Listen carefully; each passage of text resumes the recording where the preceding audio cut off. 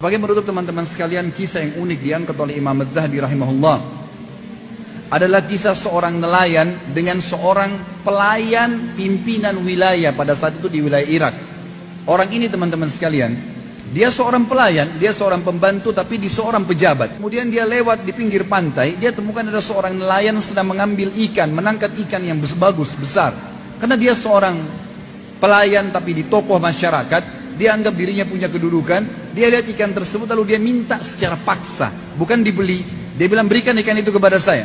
Kata si nelayan, saya nggak bisa berikan, ikan ini saya ingin jual karena saya butuh untuk memberikan makan keluarga saya pada hari ini. Tapi dia rupanya memukul si nelayan dengan cara keras, kemudian mengambil ikan itu secara paksa. Dibawalah ikan tersebut, dia menceritakan dirinya dalam kisah ini. Pada saat dia bilang saya membawa ikan tersebut, ikan ini tadinya terlihat sudah tergeletak seakan-akan mati. Waktu saya memegangnya saya mengira ikan itu mati. Ternyata ikan itu waktu saya memegang di dekat mulutnya menggigit jari saya. Dan pada saat menggigit jari saya merasakan sakit yang luar biasa. Dan mulut ikan itu tidak bisa terlepas sampai saya memotong bagian mulutnya. Baru bisa terlepas giginya. Padahal ikan ini seakan-akan sudah mati. Kemudian saya pun membawanya ke rumah dan saya tetap menikmati dagingnya yang haram tadi. Keesokan pagi, semalam suntuk. Pada malam hari saya nggak bisa tidur.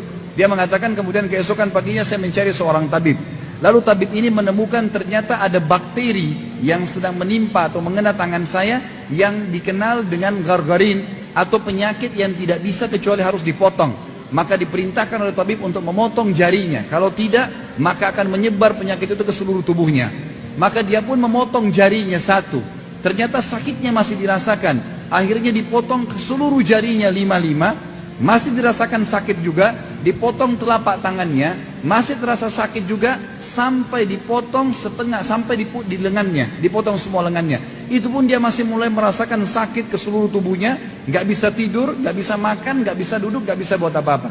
Maka dia mendatangi seorang alim ulama. Yang dia tanyakan, bagaimana jalan keluarnya? Saya tertimpa seperti ini. Kata dia, apakah kamu tahu penyebab perbuatanmu? Apa yang membuat ini dalam hati kamu?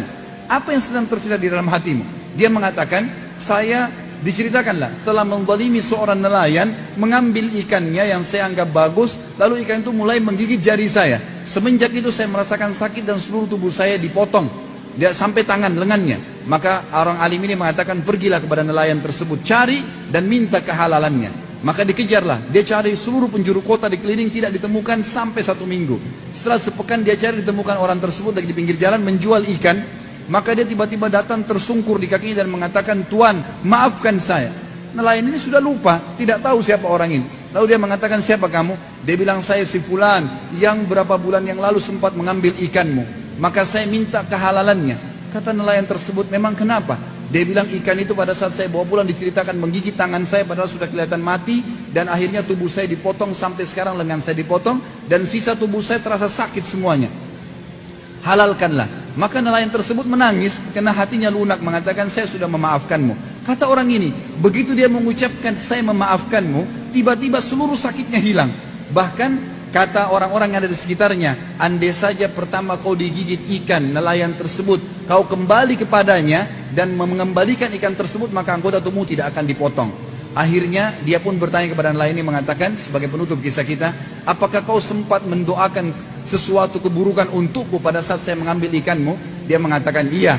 Saya mengatakan, wahai zat yang telah menjadikan rezekiku hari ini ikan itu, dia telah mengambil secara zalim, maka hukumlah dengan caramu. Maka Allah subhanahu wa ta'ala pun menghukum dengan cara ini.